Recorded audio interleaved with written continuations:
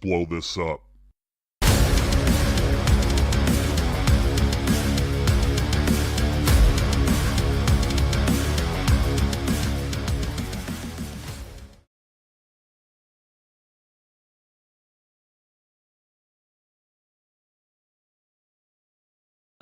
I am your host, Jason Sircone. Glad to be back on the microphone with you. We had a few technical difficulties last week, so unfortunately, our show with Paula Sema is postponed to a later date. I will keep you posted when we'll have Paula in the house.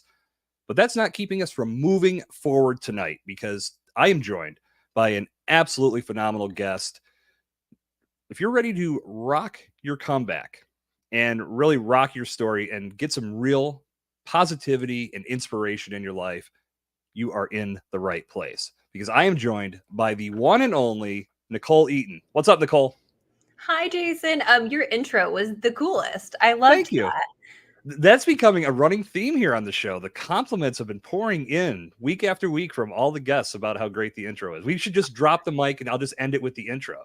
I How are think we if you possibly left going to it raise the bar there, higher? people would be obsessed. I had joked a couple episodes ago that maybe I should submit this into the awards to see potentially what could come, like greatest podcast intro. Let's blow Why this up. not? You know, we all got to start somewhere with getting the gold medals. So maybe this is my calling. I have a good feeling for you. I think it's your turn, you know? I'm going to throw this message out to the Bomb Squad. If anybody would like a cool intro for their podcast, call me up. We're going to make this happen. I'm going to make you make one for mine. Okay. Let's talk about that. Let's do it. I am in. Well, we've got more pressing issues to get to tonight, Nichole, and I'm glad that you could join me. We had the pleasure of meeting one another when we were in Charlotte for the Empowered Podcasting Conference. I do believe that your presentation was taking place while I was giving my panel, so I was unfortunately unable to attend, but I heard good things. Well, I'm happy you heard good things. I do want to reflect on our experiences in Charlotte, but before we do, because this is fresh on my mind and I'm sure yours as well, as we sit and record, you are fresh off the Super Coach Summit, right? Yes. And I have to say, between what you shared and my friend Simona Costantini, who I know you know as well, that looked like such a cool ass event. You guys had hype music. It was like a real first class event. Tell us about your experience speaking on stage at that. It was a fully produced, like probably the best level of production I've seen at an event like that. I mean, usually you step on stage and you do your presentation, you maybe have a PowerPoint, but they had a full countdown. They did like a whole content reel leading up to it, but it was an incredible event. So Super Coach Summit is for personal trainers, gym owners. There's a ton of physical therapists, people in the health and wellness space. And it's to just help them spend 2 days changing and up-leveling their business. So I was lucky enough to come in and talk about Rocking Your Comeback, which is the name of my podcast and book, and really love taking people into the space of the most important part of Rocking Your Comeback is understanding the power of your mind. So I was able to give a really great 20-minute introduction to why is it so important to change your mind, and what does that really look like, and how do we do it, more importantly. And I'm sure you got some positive feedback from the audience, who looked very hyped as well. Like everybody in the house looked like they were having an unbelievable time. It seems like the type of event that everyone should aspire to get to. They were all hyped and they were all jacked out of their minds. They were all like the most fitness industry people that you've ever seen. So it was a really high level event. And, you know, it's funny because I'm actually quite an introvert. So going to a 2-day event, like for somebody who's pretty introverted, was like, I'm peopled. I'm checking off the peopled list, but it was incredible. And if anybody is listening that's in the health and wellness space, it's every August, I believe, in Reston, Virginia. The guy who runs it, well, actually there's 3 guys, but the guy that I'm connected to that runs it is an Olympic speed and agility trainer. And he is one of my favorite humans. Have nothing negative to say about him, just a genuine guy. He knows his stuff. So it's an opportunity for anybody who's in that space. And even if you're not in that space, it's nice to be in a room. And I'm sure you felt this way at the podcasting event in Charlotte. It's nice to be in rooms with people who are in a direction you'd like to go. I agree. I think kicking that introversion too, and I think probably to some degree it never really does leave you. I'm the complete opposite. I've been an extrovert since I was a kid. I So believe I it. have right, like, and that was podcasting was one of those round peg round hole situations for me. It just works perfectly because I get to talk whenever I want. But when I was in a room with like-minded individuals, that to me is really where I feel I come to life, because we're sharing ideas, we're sharing experiences, we're connecting on multiple levels. And as it is with you and I, we met each other for the first time. And I remember talking to Mark Ronick. When I go to those types of events, I'm always looking for people that I could collaborate with. That's one of, obviously I want to build new relationships and make powerful connections. But in my mind, I'd like to come home with at least 2 to 3 people that I could invite onto my podcast for a great conversation. And here we are. I am checking that box this evening. Well, I'm so grateful you invited me, and I think that is the key is there are people out there who can complement your business or your podcast who would make a perfect guest, and it does take some energy to put yourself out there, to connect with Yeah. everybody in the room in the way in people you're drawn to, people who seem interesting to you. But don't underestimate what people in the room have to offer you. I think that's a big lesson, is that you would be surprised. I went there thinking, oh, this is health and wellness, but I do retreats as well, and I'm trying to get into like a little bit more of a luxury retreat. And the first person I met at the Mixer Night one was a retreat specialist. She teaches people how to host high quality, high level luxury retreats. So I'm like, the stars have aligned. We have arrived. But I think it's, Already, they you already know, met the price of admission. That's awesome. exactly. So it's just having these great conversations with people who just have nuggets of wisdom, you know? Mm-hmm. And that's really what it comes down to for me. If you can walk away with some new relationships and some new strategies that you can implement, it doesn't have to be every single thing that was thrown at you, because a lot of times these events can be like drinking from the fire hose. You get so much thrown at you, it's impossible to absorb everything. But if you can walk away with a couple new ideas that could snowball into something huge, that's as valuable as it can get. And that's usually what pays for the ticket or makes the ticket worthwhile in the long run. For sure. And we do so much online that we forget like the quality and the feeling of being in a room, having that like level of energy. And I think that's irreplaceable, is having those in-person connections. Like, I love Yeah. podcasting, don't get me wrong. And I love all the people I've been able to meet across the whole world doing podcasting. But there is something just so special about being in a room with other people and that level of energy and connection. I could not agree more, especially since we got to see both sides of it living through the pandemic. Having that stripped away, I think I know I did. I took it for granted. I used to be out networking and going to events whenever I could.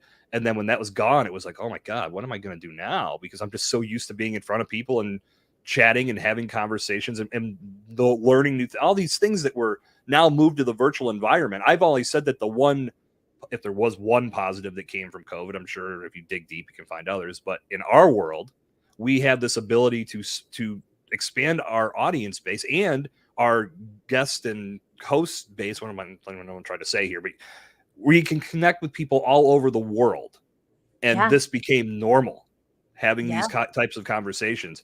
I was doing this type of podcasting prior to COVID, but I do know that many people were just trying to keep it local, talk to people in their city so they could do it in person. And when you start to think about it, that can become more difficult, and you limit who you can talk to. But now we have the world at our disposal, and you're in Charlotte full time, Mhm. right? Yeah. So, yeah. So for me, this is like a little trip back to Charlotte, which was a lot of fun. Yes. Yeah. Charlotte's a great city. If anybody's listening and ever wants to come, hit me up. I would love to show you around. But it was such an interesting time period. I had just moved to Charlotte like right before COVID hit. So I had just Oh, started wow. trying to get myself in the community. And then COVID hit, and I was like, I guess I'll stay home. I don't know.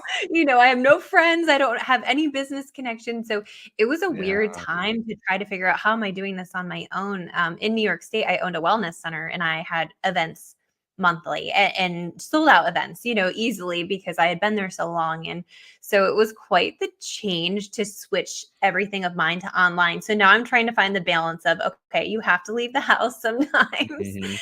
and it just getting yourself back out there to do both, because there is brilliance in the online space, but there's also Sure. brilliance in the in-person connections. Yeah, absolutely. I came into 2024. I just launched Bombtrack Media, so I knew, having made a transition from I worked in the beer space prior and then during COVID doing sales and marketing for some of the local breweries. So my network was basically around the beer industry.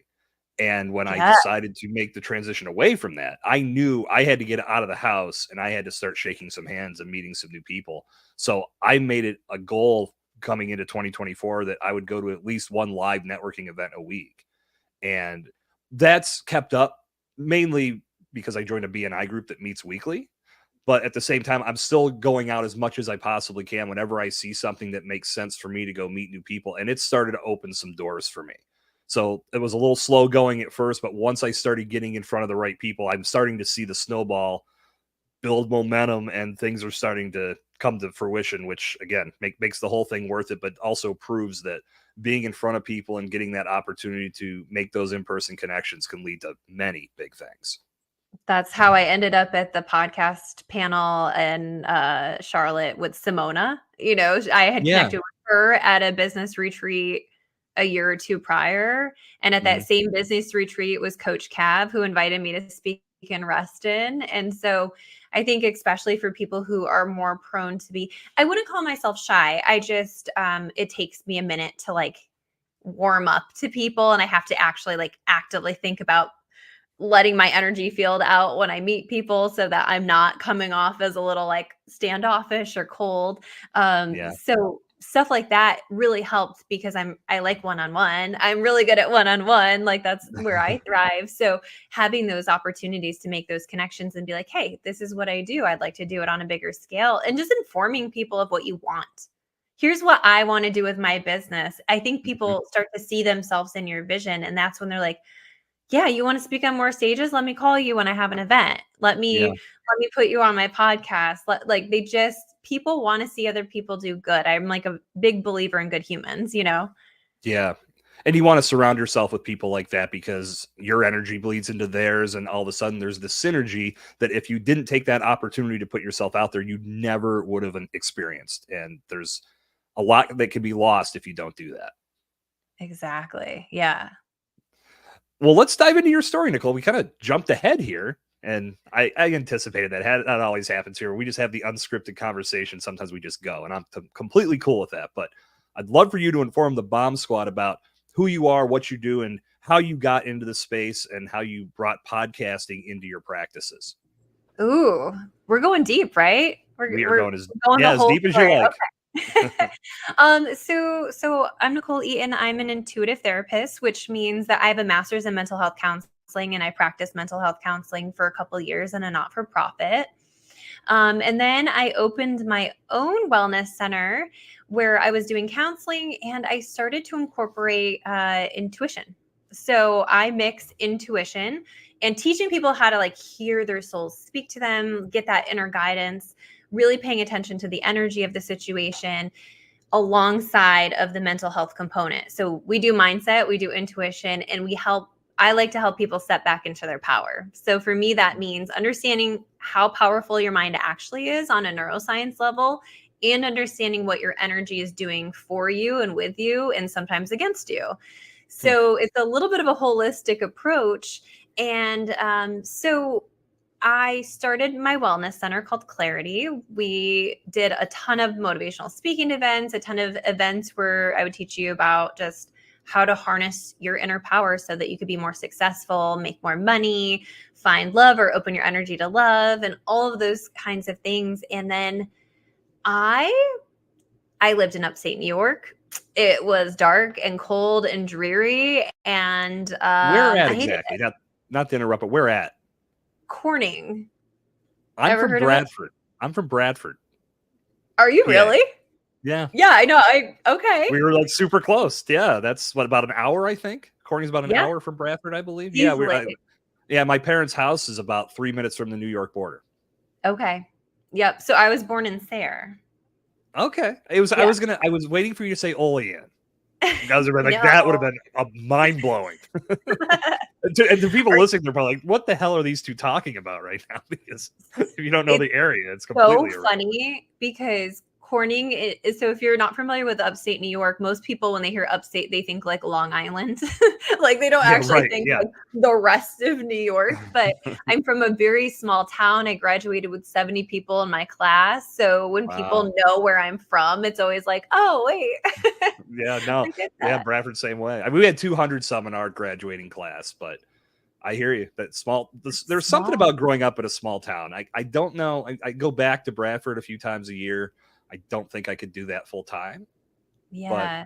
it's always nice to go back and connect with friends. I like the people, but it really feels like a different lifetime for me. I moved to Oh yeah. Charlotte almost 6 years ago. So I kind Mhm. of uprooted my own self. I had a really thriving practice. I had all these great things, but then I was just like, I just left. I mean, not when I say to you, I just left, like I came down to visit friends and family that we had down in this area.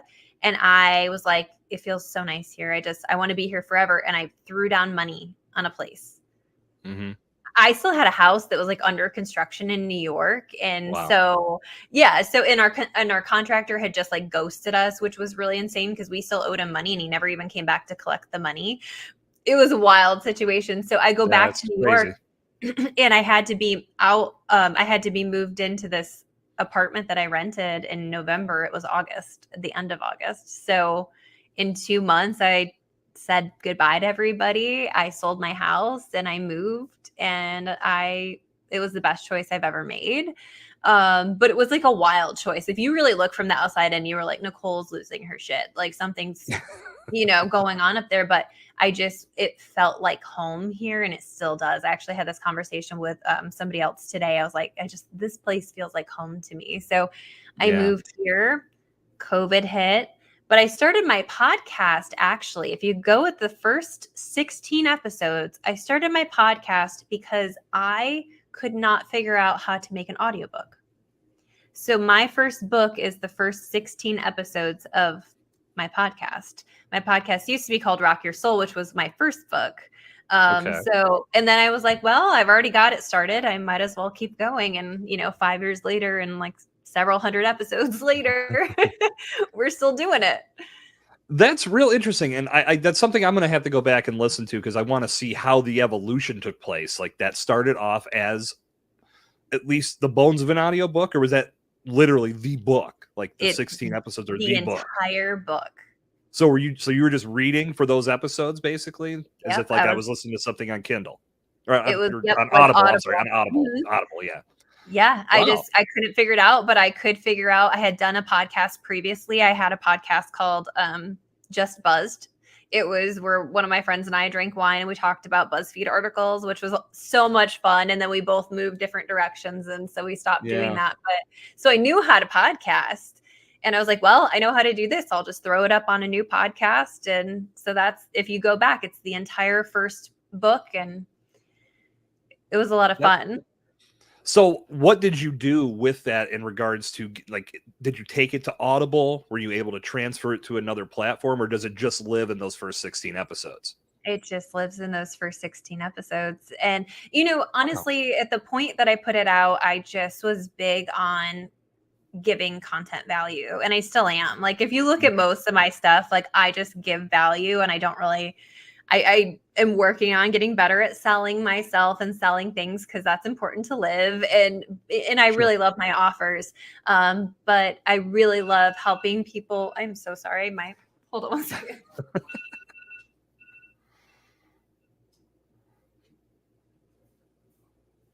My alarm was going off on my phone. I have no idea why. Show's over. 7:30. We're done Show's here. over. But yeah, so that lives right on my podcast. If you go there, you can still listen to it. So how are you able to take the next step? So you started with the audiobook, those first 16 episodes represent that. How did you take it and go to, all right, here's what we're doing now, and we're running with it? What was the transition like there? I think that my entire experience in the online space has been people asking me for more. Mm-hmm. And that's really what it came down to, is like, you're not going to stop once the book's done, right? Like, I'm really enjoying this. What else do you have for me? And I was like, well, I guess I don't know. I'm kind of a fly by the seat of my pants kind of person, if you didn't gather that. But, so I just started, okay, well, I'm just going to do 20-minute episodes of me talking. And then I just kept going, and I ended up getting my podcast in front of some kind of podcast guest thing, and I still have a list of like 900 submissions for podcast guests to my podcast. Like I just started collecting really Wow. cool people, and I'm still kind of working my way through that list. It's a little overwhelming to look at, but and then I Yeah. meet people at conferences who are incredible and just see what they have to offer for my audience. I rebranded in March of last year before I released my second book to Rock Your Comeback. So everything aligned with my release of my new book, and it really transformed into a guest based podcast. So I was able to highlight some people that maybe you didn't really know about, but you should. Yeah. That's how I've always looked at podcasting as a whole. I know there's some people out there that utilize guest spots, and one of their criteria is how many listeners do you have? How many downloads do you get? And I think that's the wrong method of looking at it. I think you have to look at what that podcaster is trying to accomplish. Who are they speaking to? What is their mission? And if those align with yours, it makes perfect sense for you to join them, because you never know. It could be your episode that makes their show take off. You don't know if you're 100%. the one that's going to potentially bring some virility to their production. And at the same time, you get to connect with someone that's like-minded. They share your passions. They share your beliefs. Why would you not want to take 30 to 60 minutes to connect with that person? Because the relationship that gets built there could lead to a number of new opportunities. So I firmly believe in taking every opportunity that makes sense. Like, there are times you're going to get guest submissions and guest pitches that are just so far off the reservation. It's just like, Yeah. no, this makes no sense for any of us. But if it aligns, take the shot. Put yourself out there and make that connection, because you never know where it might lead. Well, and even some of the guests that I've had on, like I had on a financial expert, and we were able to spin that to how can, somebody who is trying to relieve a relationship, that how can they get their finances in order? So I think there's still ways to make any niche topic about what you're talking about and really Mhm. still give value to your audience. So I don't really rule out anybody unless they're a jerk. you know. Yeah, no, that makes sense. It's funny. I've been posting these pitches because I'm pretty sure it's a phishing scam at this point, because it's the way this is laid out is I've got this. It's like every day it's like Jack last name. Next day is Bill the last name. And then like there's 4 or 5 different names, and it's just a rotation of the same pitch with a new name and a new business, and then 3 new topics that they can talk about, none of which have yet to come even close to what we talk about here on this show. And Yeah. there's in my head, I'm like, normally I would respond and say, listen, these don't align. Your pitch is horrible. I'd like to help. I'm going to say it nicely, but I'd like to help you construct this in a way that you might actually get some good responses. But in my head, I'm like, if I respond to this, that's what they want. Now they have my info, and they're going to distribute it everywhere, and I'll get even more nonsense coming my way. So I'm just playing the game. I think eventually it'll probably fall off, but it's been bad. And actually, I have an episode of Podcast Theory coming out a day from when this is live, of this whole epidemic of terrible pitching, because that little scenario that I'm in right now is what inspired it. But overall, I think we've all been in that position where we get people that are just spraying and praying, hoping they can get a guest spot on any show within a 100-mile radius of them, when their mission, their message, their delivery, everything, nothing aligns. And again, waste everybody's time. I haven't been able to even come close to applying logic to that approach. But what do I know, right? I've only been doing this for 10 years. It's always funny to me when they're like, "Oh, I listened to this episode and they just literally recap my Yeah. caption for it." I'm like, "You really listened to it. You really loved it." Like they didn't get it Yep. at all, but Yeah. I got one of good those today too. And podcasters, I'm sure they can sympathize. We're constantly getting inundated with pitches and presentations, and some good ones come across every now and again. And I'm grateful when I see somebody that's taking this seriously and doing it right. And like you said, like it's really going to take a lot to get ruled out. But I just recently made it official that we're going to be talking about podcasting for business on this show, because at first, Let's Blow This Up was not meant to be that. podcast theory, my other show was, and I felt, why have two? But then everybody that was joining me has used podcasting. And I think there's a lot of value in that message, because I'm trying to let the world know this is a huge pillar, could be a huge pillar for your business, for your marketing, for your branding, if you use it the right way. And that's what I'm hoping the conversations that we have here can accomplish and point people in the right direction. It makes you the expert. It makes you the expert on whatever you're doing. It makes you, it's kind of like writing a book makes you the expert, but then the other layer is, but also there's podcasts. So there's that two different options of how do you become known for what you do? And I think podcasting is a really great way to not only tell your story, to tell other people's story, but to get the level of eyes on you and the value on you, where people want to invite you in to speak on stage, where people want to invite you in to their businesses or whatever it is your goal is. I've said it many times that starting a podcast or doing a podcast and ultimately maintaining it and not quitting after a few episodes is the new, you should write a book. When someone comes up to you and says, you should start a podcast, it's when we used to say to people is, you should start, or you should write a book. I feel, and I talked about this on a couple episodes back with Karen Freeland, as an author, having a podcast is the ultimate compliment. You should have that because you can make more powerful connections with your readers, and you don't just leave it at the book. And I'm sure you've experienced this having written 2 books yourself. You can make new level connections and take everything to a more elevated place because you have this microphone and this platform to reach out and take your words and expand upon them, ultimately driving home you are the expert in this space. Well, and it gives you an opportunity to reach people who are going to resonate with different parts of your book. I think for me, like my book is broken up into 5 parts. So I have like the part in the dark, which is for people who are just going through it. They've seen better days. They're not having a good time. There's people who just want the information on changing their mindset. So there's that in there too. There's people who want information just on intuition. There's people who want information just on manifestation. So my book walks you through all 5 of those things. But when I do a podcast on intuition, I'm speaking to an entirely different audience than the people who just want the information on how do I crawl my way out of Attica. Like I'm trying to get to a better place here and I just need to like get back to the basics and I can't even think about that stuff right now. So the podcast topics and being able to kind of niche out your episodes instead of niching out your entire person and entire brand, I think that's something that we don't talk about enough, is that we get to have a conversation about this, but we also get to have a conversation about that. And that's going to speak to an entirely new audience too.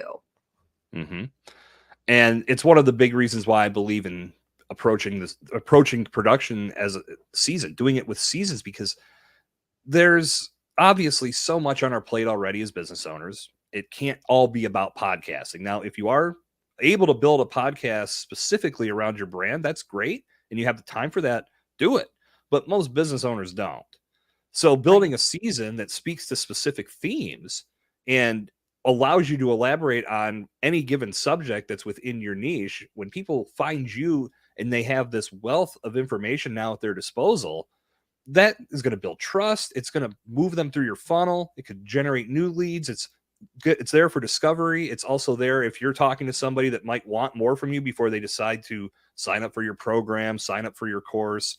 They can listen to your podcast and find out all this new information that ultimately provides impact, and it brings them closer to making that good decision. So I feel that taking the stress out of your life when it comes to podcasting, it can be done if you do it in season format. There's also ways to do that in a weekly fashion too, but you have to be incredibly strategic and ultimately look at the time you have available. So I always preach seasons first because it allows you to get so targeted. And when you're done, you have this awesome resource that you can point people towards. Absolutely. And you have to really when you have a business, you have to do the things that make the most sense to you at the season of your life you're in. And I think looking at what am I capable of? What do I have available for myself to be doing in this particular season of my life? Is it more lax? Is it busier? And I think that you can kind of play it by ear of what feels right to me in this particular season, because I know for me, I had an insane summer. An Mhm. insane summer. My daughter will be going off to college next year. And so I'm looking at this like this could be the last summer I have with her. This could Yeah. be like the second to last summer. So do I want to be working? How do I prioritize my time to make sure that I'm including my kids and make sure that I'm home and spending real actual time with them during the summer? So we can look at different places and different areas of our life where you may have had a weekly episode the first season, and the next season might be every other week. So you get to play and make it work and make it make sense to you. I think for me, I never want to be doing anything that I've developed a negative relationship with and feel like I have to do, and not that I Mhm. get to do. And to speak to that point, we were talking about this before we turned the mics on tonight. It's okay to take breaks. It's okay to not hate your podcast and hate the actual process of producing your podcast. And I think that's where a lot of people get, and I can speak to experience or speak from experience about that very subject. One of my past podcasts, it started to become a chore. And that's when I realized this is not how this is supposed to feel because, dude, you love podcasting. If you hate what you're doing right now, something's got to give here. And I think a lot of podcasters get locked in that mindset of having to be there every week. They hear consistency. Everybody talks about got to be there consistently for your audience. And in everybody's mind, that means, well, if I don't put out an episode this week, I'm done. My whole show is a failure. And it's not about being there every week. It's about properly communicating with your audience how you're going to do things. If you're going to step away for a little while, you invite them to listen to the archives and stay in tune with your show and let them know when you'll be back. But too many people pod fade, just say, I'll see you next week. And no one ever hears from them again. And it's ultimately putting a lot of these podcasts in dire straits, or they're just completely dead. So Yeah. taking a break, it's okay if you communicate it the right way. Yeah, and I think sometimes it's necessary. I know it was funny because I put Rock Your Comeback on a pause right Mhm. before the podcasting event. So I walked Yeah. in and I was like, do I feel like a fraud? Do I feel, am I okay to be standing on stage talking about the power of podcasting? And, I had just found out that my podcast was like top 5% globally ranked. Like I have Mhm. been putting in the work for a long, long, long time. And so I'm like, am I like messing myself up? Am I, a fraud speaking on stage about podcasting? But the reality is that no matter how long of a break I choose to take, because it makes sense for my life, like those things are still valid. I'm still a podcaster. I still have a Mhm. podcast and I still have almost 200 episodes you can listen to at any given time. Yeah. And I will still talk about it because there's some quality content. But for me, I had gotten really caught up in guest interviews, and a lot of them were amazing and so interesting. And then some of them I was just like, this was the most draining, hard to pull information out of you experience. And like you and I are just like, we could chat about this all day. But Right. there's some people who it's like they sit and wait for the next question and they don't want to, and it's a little bit more challenging. And so I realized, okay, I have to find a good balance at like, if I'm coming back into this, which my intention is September, if I'm coming back into this, I really want to think about how I'm doing it, Mhm. what kind of content I want to be putting out. Do I need 40-minute episodes? No, I don't. Right. Actually, I think it's better if I do 30-minute episodes. Like, Yeah. so I get to, in whoever's listening, you get to construct your ideal schedule, what kind of content. And I think don't get caught up in doing something because other people tell you should. Don't get Bingo. caught up in doing something because you've been doing that. Like, this is your Mhm. time to create your business however you want. This is your time to create your podcast however you want. And like I said, for me, my summer was for my girls this year.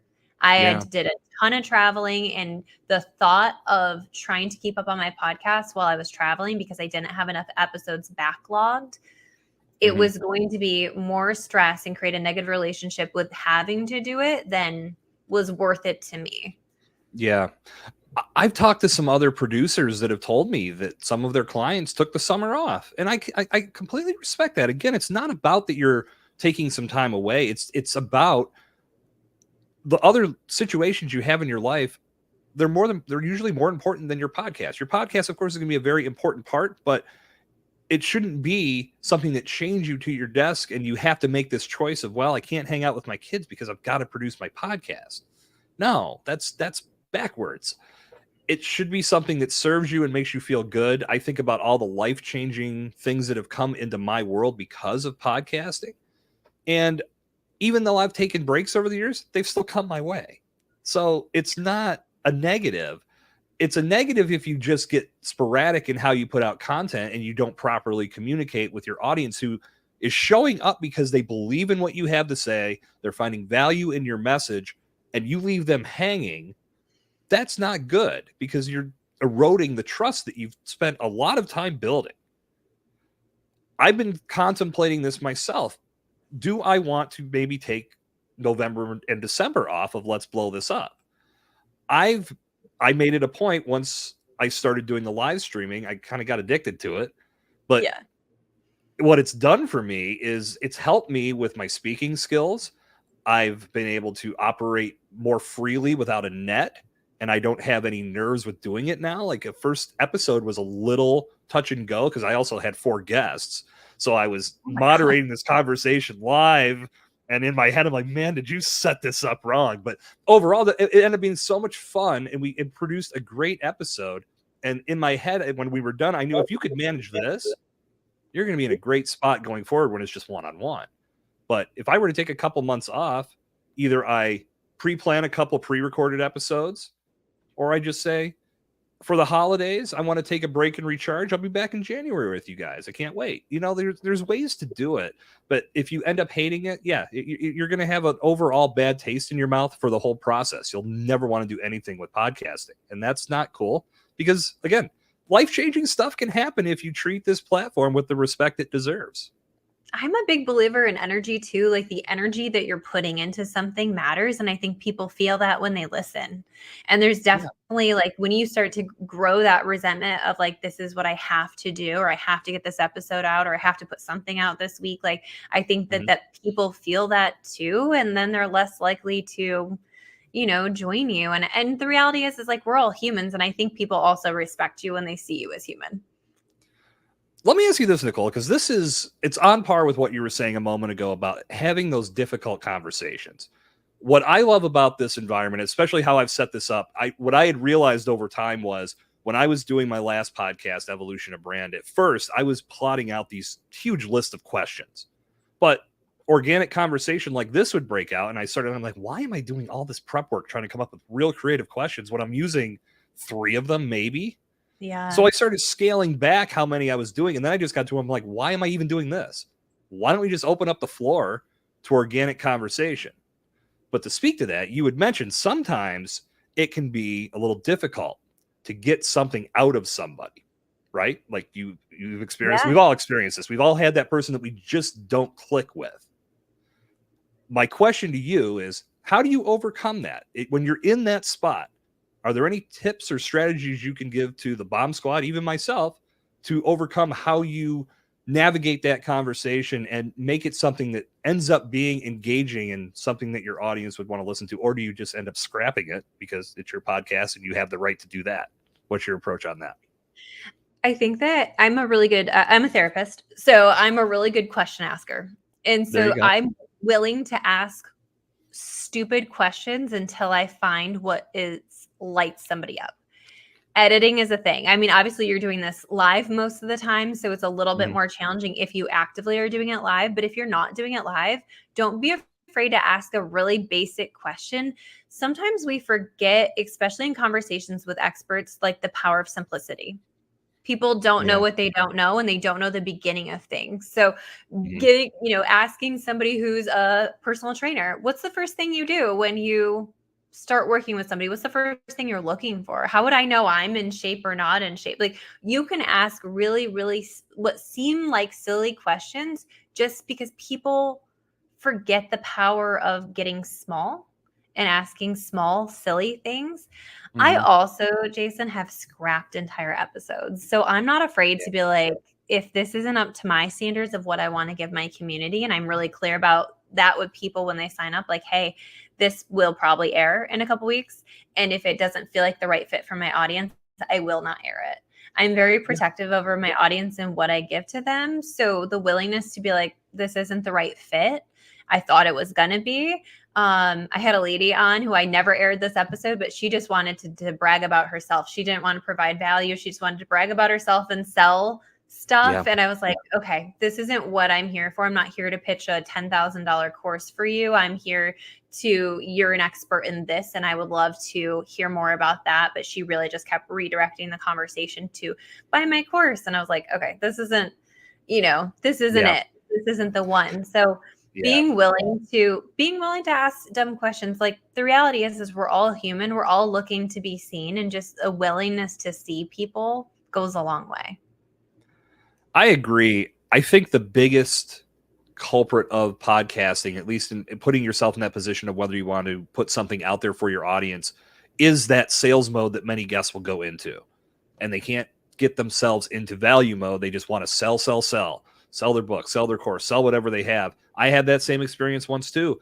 And in my head, again, you said it perfectly. If you're respecting your community enough to not give them something that's going to be a bad experience, because when you do that, you do run the risk of losing them as a listener, because in their mind, they may be saying, well, if this is the direction this show is going, and I feel like I'm listening to an infomercial, this isn't for me.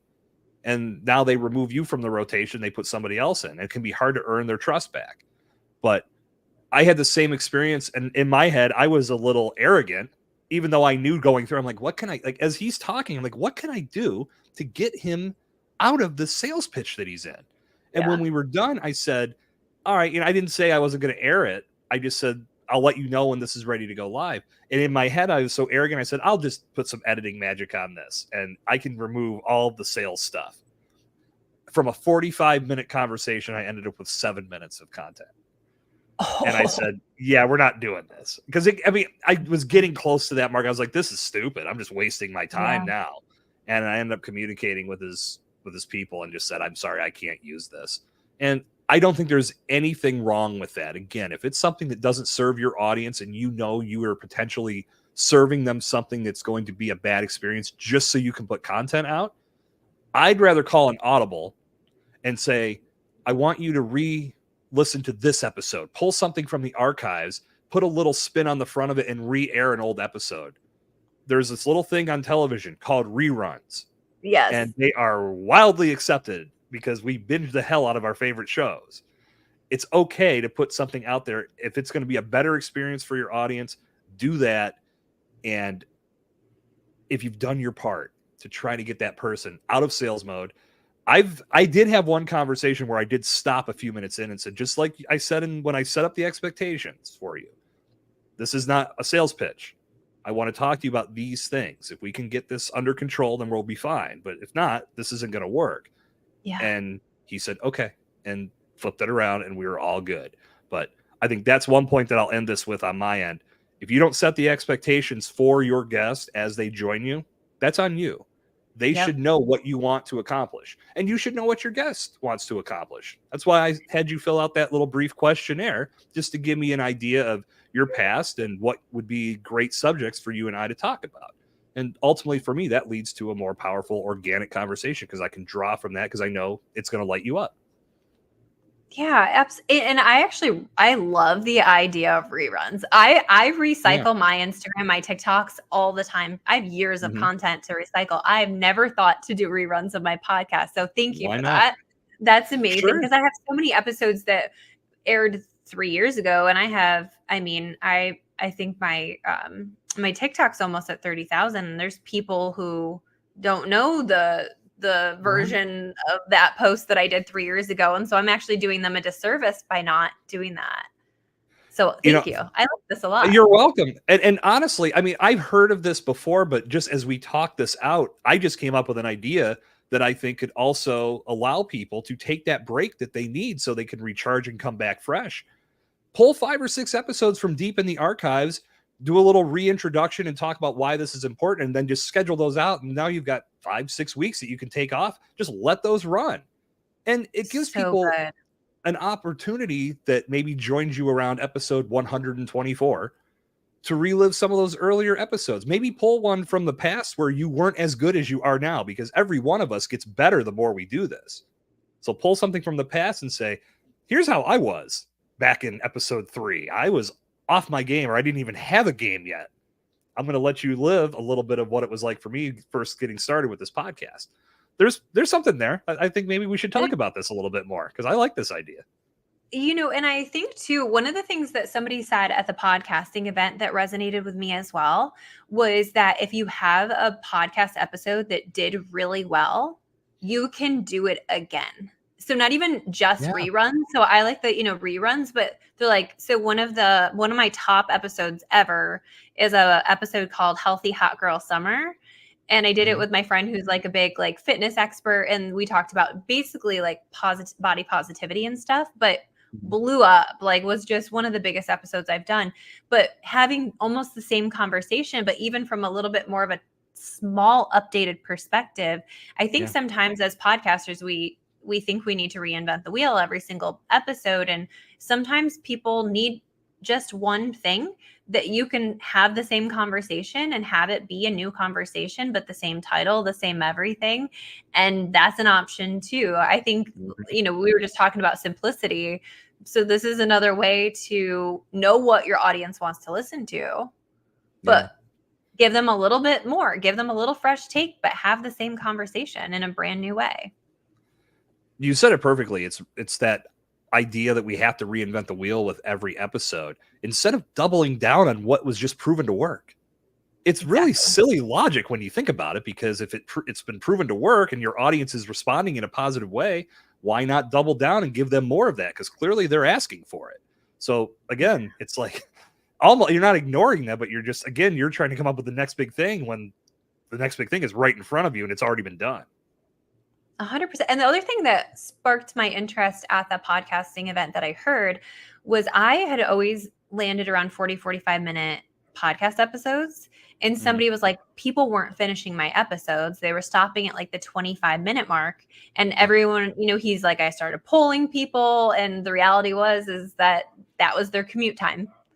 And so the people who was Alex, right? Wasn't that Alex part of Alex's presentation? I think it was. Yeah. Alex Sanfilippo. It was just, for me, it was like, oh yeah, I don't have to always do a long podcast episode. And if people are dropping off at a certain point, it doesn't mean that it was the wrong episode or the wrong topic. It just might mean that my audience listens to it on their commute time, and maybe their commute time isn't 45 minutes. So just thinking about your podcast in different ways of, hey, maybe it's because of this, not because of that. I think we can all learn how to make better content and how to make better podcasts by looking at it from different perspectives. This will be my cry to all of the hosting platforms. Please take download metrics off of the homepage when you first log in and put consumption rates. The consumption rate is much more important than the download. Yes. Because you can't determine if a person even listened to it just based off a download. Because if you're subscribed to my podcast, it's going to feed to your device the second I submit it. And when it hits that directory, it's on your device to listen to. I don't know if you've actually listened. I just know that it was downloaded. Right. But with consumption rate, I can learn if I'm doing a 35, 45-minute podcast, but people are only getting to that 25-minute mark, I need to pull back. And if I do record for an hour, this is something I've kicked around with this. I don't know how it would work because I'd have to really get finicky with things, but we do an hour here. And this is where because for one, I love to talk and I love these conversations. I don't want them to be half hour. I want to go an hour. I could go longer if I really wanted to, but an hour is good. I've talked to some live streamers in the past who've been like, oh yeah, when you do live stream, you got to go hour and a half, 2 hours to really make it pop. I'm like, really? Like, that seems like a weird metric. It's just a weird way to like, oh, if I don't go an hour and a half, that this isn't successful. But I kicked around the idea of splitting this for the podcast version of this. Once I pull the audio and put it on the directories, 2 episodes. Perfect. And that was what I don't know if I want to do that. I don't know. I don't know. You get to play. It's your podcast. You get to play. Oh, I you know. get to test it and have fun. See what works. And this is where I'm at right now. I did the first season, and then I switched to this live format, and I had always felt like I would go back to doing the seasons, but I think with Let's Blow This Up, I'm just going to stick to this weekly live stream. If I do anything, it would be to add a second live stream and do 2 episodes a week. With my other show, Podcast Theory, I'm doing 2 live streams a week, but I'm also going to be doing mini seasons with one guest for 5 episodes where we cover one subject, and then that whole season is about whatever subject it is. And then I'll pick back up on the live streams 2 days a week, and that'll be the next season, and that's how I'm going to build out the content. Do you ever live stream on TikTok? No, I hate TikTok. Hate it. Okay. I'm just not a fan. I started TikTok and I did not have a good time. And it's another one of those things too. Oh, I know. And you obviously had some success there, so you'll have a completely different viewpoint. The 90-minute lives is a recommendation from TikTok. So they say that if you're going to go live, like anything over 30 minutes, you get basically deeper into the algorithm. And then anything past 90 minutes, you're like really deep into the algorithm and you can start making money. And people sit there for 90 minutes on TikTok watching live videos? No, but it's like if you stay longer, the algorithm pushes you harder. So I noticed like I jumped on, let's say I jumped on a live last week.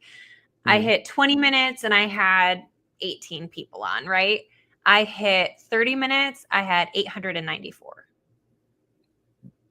Really? It was like an influx automatically. But that's every time is like if you stay just a little bit longer. So I hear when your friends are saying that, and I was like, I wonder if they're over on TikTok because that's 100% true. And they'll talk about it in their like weekly updates. They'll talk about stay on for 90 minutes, gain this level of whatever. But there is I like TikTok because it's instant reward. Instagram hates me, like just hates me right now. But TikTok, I can get 5 million views on the same video. I'm getting 5 on Instagram. So I have a different relationship. Sure. Now, the question to ask with that, what type of engagement does that lead to? Is it leading to anything positive, getting those bigger numbers of viewers? Have you seen anything on that front? I convert more customers on TikTok than any other platform. No kidding. Wow. Yeah, I will spend all my time there. I think it takes a minute. I've had TikTok since 2020. Mm-hmm. I had a big influx with a couple of videos. I was just doing stupid stuff like 2020 TikTok, right? Like not dancing or anything, but just making stupid like lip sync videos. Right. But then I started posting my content and doing more stitches. And then it like, you just, it's one of those things that if you stay with it, it will reward you. I feel like, I like being rewarded for my work. That's where I'll preach TikTok all day. But definitely if you stay with it, if you post 4 to 5 times a day, which seems excessive, but if you took all your live streams, chopped them up and just fed them to the wolves, like it would, I believe would work for you, but you don't have to. It's not your platform. It's not your platform. You know what I mean? Yeah. I mean, I'm always willing to give things a second chance, but I also know that right now I am in no way, shape, or form going to be in a position to incorporate another platform to give attention to. I feel it. I've kind of gotten to the point with like Instagram. I hardly do anything in the feed. I just put things in the stories. Yeah. And that's, hit and miss in regards to viewership, engagement. It just depends on how they push it and how many people, or if it gets moved up to the front of people's feeds, then maybe I get a little bit more love. But right now, my bigger focus, at least with content, I shifted Podcast Theory to be live on Facebook Facebook and LinkedIn. It was only live on YouTube before. So now awesome. I started thinking like, why am I not giving my followers there the same content that I would with this podcast? I'm like, duh. So I started opening it up to all the networks, and that's worked. Like that's led to more views, more listens, more everything, because it's just exposing the content to a wider audience base. And that's like when I started doing that a couple of weeks, I'm like looking at numbers. I'm like, duh, this should have been going on from the start. But one thing at a time. Rome wasn't built in a day. You don't know what you don't know. And I love that you've had that recognition and found, I think StreamYard is really good for that. Yeah. I'm really impressed by this platform. This platform is pretty new to me, but I'm impressed at the way you can reach more people at once. I totally hijacked our conversation, by the way. I was down a social media rabbit hole, but I think it's important that like, how do we get our podcasts out there, and Mhm. finding the platforms that make the most sense to you is part of that. Oh, I agree, and I think it's different for everybody. You have to Absolutely. find where are you gonna be happy engaging with the audience, and where are your people?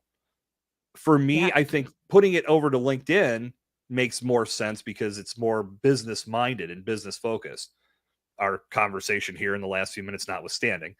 I think that for me, that's where the audience lives for me. If people have more success on TikTok, God bless you. Keep running with it. Wherever you're getting the most engagement is where you should be playing. If you're just trying to, and I'll ask you this too, because I know this was talked about in a past episode, and I'd love your perspective on it. Your thoughts on being everywhere. I don't No. think any of us are built that way to be present. Now, you could easily post on every social media platform across the board, but if you're not engaging with the content, if you're just posting and ghosting, expecting something to happen, by definition, you're spreading yourself way too thin. And then if you're not engaging with people that are responding or even giving you a little bit of love, it's no good for anybody. What are your thoughts on that? I think that pouring into one platform and building that up Mhm. is the way to go. Like, Yep. don't get me wrong, I pretty much just take my TikToks, take the watermark off, and drop them on Instagram because that's easy. Mhm. You know, Yeah, or I sure. download them before I post them, so I can handle those 2. I, Mhm. like, logically know I should have a LinkedIn. I don't. It feels like a lot of work. It feels like a lot of, stuff I don't wanna Mhm. learn. So I think that, but if I focus on TikTok right now and drop 5 videos out a day, and even if they're recycled videos that I posted a year ago, like, if I'm Yeah. just consistent, it rewards me. If it stops rewarding me, I'll probably switch over to something else because I like a good dopamine rush, as much as the next guy. So I think it is like the algorithms are constantly changing, and you get to decide, where do I feel like my time is most valued? And Mhm. where do I feel like I'm reaching the clients I want to reach? That's what it's all about. And clearly, you found your space. You found TikTok bringing you great results. Of course, you want to lean into that. And Yeah. I completely respect that. That's my take on it as well. It's especially if you have people that are doing this for you, it is a little bit easier to say put your emphasis here, here, here, and here. But if it's just you, leaning into one platform and starting to build yourself up from there is a great way to do it because you're not going to burn yourself out. You're not going to get so stressed that you have to be everywhere. Because what usually ends up happening is you just post the same piece of content on all these platforms, thus creating this echo chamber that everybody finds you hears the same thing no matter where they're at. So why not just have that in one platform and be super connected to it and also engage with people on a far deeper level? It also gives you time to interact with their content, make comments. I've had conversations with people, and I've experienced this too. If you put comments on people's posts on LinkedIn, typically you get better results from that than you do from posting your own stuff. So, Yeah, it's just finding the thing that works, and we're literally talking about finding the thing that works with you this entire time. We're talking about it when it comes to, am I going to do seasons, or am I going to do yeah. weekly? Am I going to, do this or that? And it really comes down to knowing yourself and knowing what you works for you in that season of your life, and knowing what you gravitate towards. And like for me, what feels most rewarding? How am I reaching? I like TikTok because I know on Instagram I'm going to reach the same 20 people. On TikTok, I get a brand new audience every time. Every niche, every video that has a chance to reach people reaches Yeah. a whole different audience. So it just, in LinkedIn, you got business people. So find your audience and what you're looking for. I think every platform has an opportunity to make incredible connections and to Mhm. share content in a way that feels good. So it's just pick your poison. Do you think TikTok is doing it that way because they are trying to differentiate themselves and ultimately keep people on that platform versus jumping over to YouTube, jumping over to Instagram? Because what you're laying out to me, that sounds better than what every other platform gives you. And it sounds like you're investing the same amount of time. So I would think they're building their algorithm to keep people invested and keep you invested in putting your content there first. Is that what you've experienced with this? TikTok started off as the place you could go viral the quickest. I can Yeah. gain 20,000 followers overnight, and it would be no skin off anybody's back. Like the possibility of going viral is insane on TikTok. And it used to be even more. It used to be like if you had a TikTok and you didn't have at least one video that went viral. So I think that dopamine hit, that reward of like, hey, but what is really special about that is, okay, so it is easier to go viral on TikTok, which means you get exposed to so many people. I just went to this conference at the Super Coach Summit, and Ryan Magin, I think that's how you pronounce his last name. He is the social media coordinator for like Grant Cardone and a ton of big names. And so he was dropping his wisdom all weekend. And, he was saying like, here's the thing is it doesn't even matter if you get likes, it's views. You don't know who you're getting put in front of. You don't know if you're getting put in front of, I remember this one guy was talking about how he had like 11 views on his video, but one of them was a coordinator that worked for Oprah. And so Oprah invited him on to be an expert for one of her like Super Soul Sundays. So it's just like, it doesn't really matter as long as you're putting out content you love. And as long as you're getting views, even if you're not getting likes and TikTok's really good at that. As long as you're getting views, you have no idea who's viewing that. Wow. You have no idea how many opportunities can come from one real good view. So the more opportunities you have for more views, the more opportunities you get in general. Does that make sense?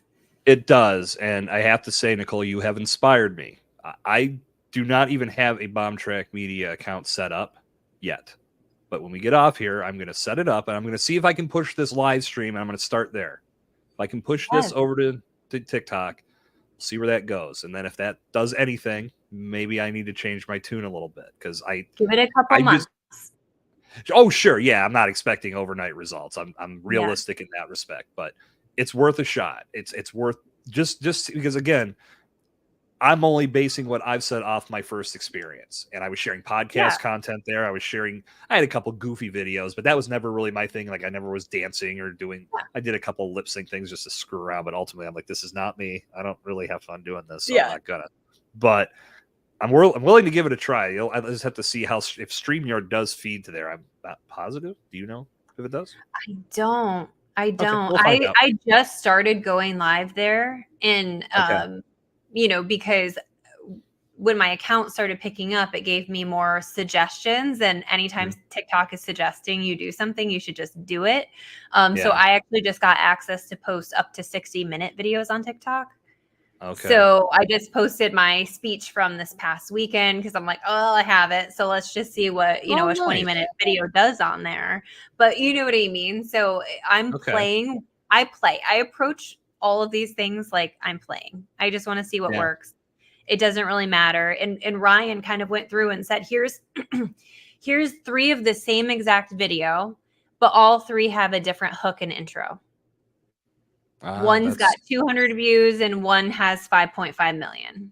It doesn't matter if you post the same thing because on Instagram, if you did that, you'd have John over here he's got all 3 videos and he's like, what are you freaking doing? But TikTok diversifies it and you have your For You feed. So you're not always going directly to your audience. You're going to new people. So it just gives you a chance to play and see what works. And honestly, I would say like the lower quality videos, don't highly produce them. That's going to make a difference too. Interesting. This was not where I expected our conversation to go this evening, Nichole, but I'm glad you brought this insight. No, it's fine. No, again, this is the beauty of unscripted organic conversation is it can go down a different path, but it can open up a whole new world of perspectives. So this I swear I don't work for TikTok or anything. I just had success on there and for me that like if I want, like I think you have a great thing going, might as well reach as many people as you can. I agree. And again, if it's going to get this in front of more eyes, more ears, I'm more than willing to give things a try to see where it goes. So, yeah. All right. So, Bomb Squad, be on the lookout. I may be announcing the launch of a TikTok account in the near future. But to wrap things up, Nichole, bring us home. We've provided a ton of great insight tonight, but I know you're all about the comeback. You're all about positivity. Send us home with a powerful message. Yeah. My favorite thing to remind people is that any moment of the day, you get to start over. It doesn't matter how your day's going. It doesn't matter how your week's going. It doesn't matter how your life's going. You get to take a deep breath and decide something new for yourself. And I think that's the power of rocking your comeback, is deciding something new whenever you remember you have the power to. It's a wonderful message. Well, I want to take this opportunity to thank you for joining me this evening. This has been an absolutely awesome conversation. Let the Bomb Squad know how they can connect with you and get even more value from the world of Nichole Eaton. Yeah. So thank you so much for having me. First of all, this was amazing. But you can find me at NicholeEaton.com. I've got a 48-hour vibe upgrade retreat coming up October 4th through the 6th. So if you're wanting to come to Orlando, we'll change your life in 2 days. We'll really help you clear out your past, improve your confidence, and create a future you love. And I'm on Instagram and TikTok, obviously, at NicholeEaton.xo. My parents liked to be creative, so I have an H in my name. So it's NicholeEaton.xo. Well, I will make sure all of those links are in the show notes, making it very easy for everybody to connect. And again, thank you so much for being here. I highly recommend connecting with Nichole on those platforms. I'm going to do that on TikTok when we're done here. I've only done so on LinkedIn, but it's been great getting to know you through that. And I'm very happy that the Empowered Podcasting Conference allowed us to connect. And this is the start of something fun. We never know, but I love taking these first steps and having these conversations. Yes. Thank you again, Jason. So Bomb Squad, as you know, every Wednesday, 7:00 p.m. Eastern Standard Time, we are here with you on Facebook, on YouTube, and on my personal LinkedIn page, and maybe soon, TikTok. Stay tuned for that. We'll be back again next week with another installment of Let's Blow This Up. Until our paths cross again, for Nichole Eaton, this is Jason Cercone reminding you to be explosive. We'll see you next week.